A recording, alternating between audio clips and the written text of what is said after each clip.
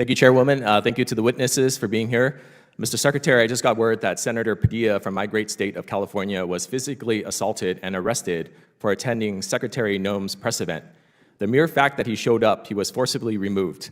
Is this how you would treat a member of Congress who attends your press event, whether invited or not? A heated exchange unfolded in Congress as a California lawmaker pressed the defense secretary over the deployment of U.S. Marines and National Guardsmen to Los Angeles.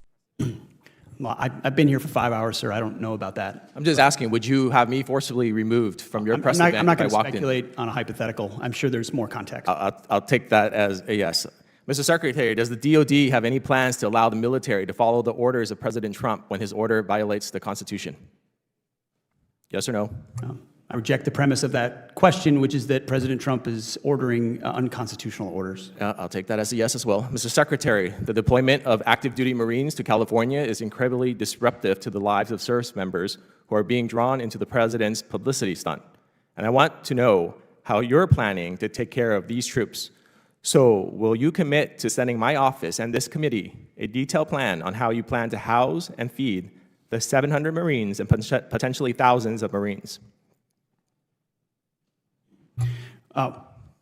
What's disruptive is when concrete blocks are thrown at the heads of ICE officers. And so we're proud that National Guardsmen and Marines have responded in real time to help defend those federal law enforcement officers. So do you have a plan? Do you have a plan to house? Not only do we have a plan, but it's been a focus of mine. I've held a riot shield before in a riot. I recognize what it means to respond in real time without enough time. Mr. Secretary, will you get me that plan? Everything they can as fast as they can, and we have a plan for that. Mr. Secretary, I reclaim my plan. Chairwoman,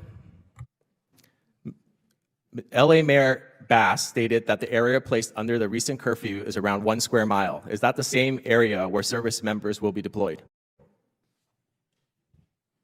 Service members are in Los Angeles to defend law enforcement, ICE agents, and facilities. So essentially you're telling me that the American people, that a 1 square mile block of LA, and for the record, LA County is over 4,700 square miles, warrants the deployment of 700 Marines and the federalization of 4,000 California National Guardsmen. You testified earlier that you will send in the military to protect local law enforcement. Did LAPD Police Chief McDonnell ask you for your help? I read reports on a regular basis. Did he ask for your help? From ICE agents who I'll take that as a no. More grateful. Did LA Sheriff Luna ask for you to send in the military, Mr. Secretary? Did LA Sheriff Luna ask you to send in the military? Yes or no? I don't work for the LA Sheriff, sir. Well, you said you sent them in to support the military, but they didn't even ask for your, to support law enforcement, but they didn't even ask for your help. Have you been to Los Angeles in the last 7 days? My team is, from the top down, focused on making sure Los Angeles I'll also take that as a no. How did you arrive at the decision not to coordinate with local law enforcement and the governor's office on the initial deployment? It would be great if the governor attempted to actually coordinate instead of grandstand. All right, so I believe you're secretly deploying troops to an area without coordinating with local officials is somehow not disruptive and to the logistical and operational conditions on the ground. You agree with that?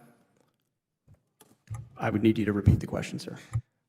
Does the department plan on coordinating with Governor Newsom's office on local law enforcement going forward, Mr. Secretary? We've coordinated with local law enforcement quite well, but the governor's been an obstruction to that, of course. All right, Secretary Hegseth, this political stunt, and by your own admission, is expected to cost the American taxpayer at least $134 million and will disrupt the lives of hundreds and potentially thousands of active duty Marines and 4,000 National Guardsmen.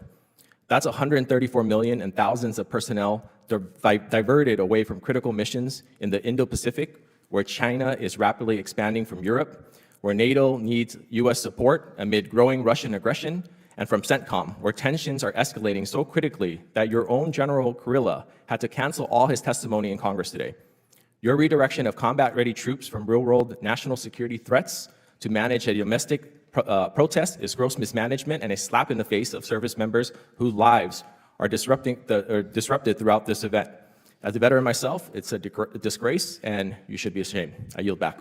The gentleman. Madam Chair, Can we add into record, please, that the gentleman from California has just stated that it is okay to have 1 mile of complete criminality in LA so long as it doesn't cover the 4700? That was not my statement. Madam And- Chair, that Mr. it's Mills, okay Mr. if Mills it has doesn't have- not Gentleman been is recognized. This is absolutely Either gentleman, You're either putting words in gentleman my is mouth, recognized. Congressman. Have the right Mr. you have not been Chair, recognized either by the gentleman chair. is recognized. The chair now And neither have recognizes controls the the time. congressman And neither from have you, Mr. Louisiana, Mr. Higgins, for 5 minutes. The senator raised concerns about the treatment of his colleague, Senator Padilla, who was allegedly assaulted and arrested after showing up at an event held by Secretary Noem.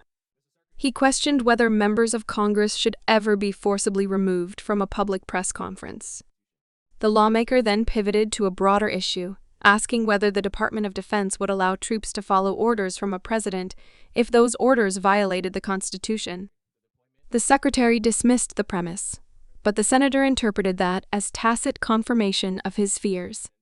Another major point of contention was the decision to deploy 700 Marines and federalize 4,000 California National Guardsmen to cover an area reportedly just 1 square mile in Los Angeles.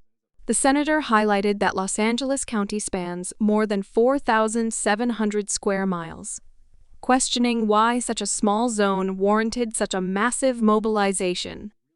He demanded answers on whether local law enforcement, including the LAPD or the Los Angeles County Sheriff, had requested military support. The secretary argued that federal agents were under threat and that military intervention was necessary, though he admitted the governor of California had not coordinated with his department. The senator blasted the move as a political stunt, with an expected price tag of at least $134 million. He accused the administration of diverting combat-ready forces away from critical global missions in the Indo-Pacific, Europe, and the Middle East. He called the decision gross mismanagement, a disruption to service members' lives, and a disgrace to the men and women in uniform. This exchange underscores the growing tension between federal authority and state leadership when it comes to handling protests and unrest. It also raises larger constitutional questions about the use of military forces on U.S. soil without clear coordination with local officials.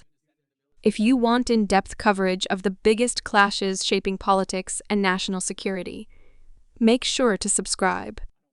That way, you won't miss our next breakdown of how decisions made in Washington ripple across the country.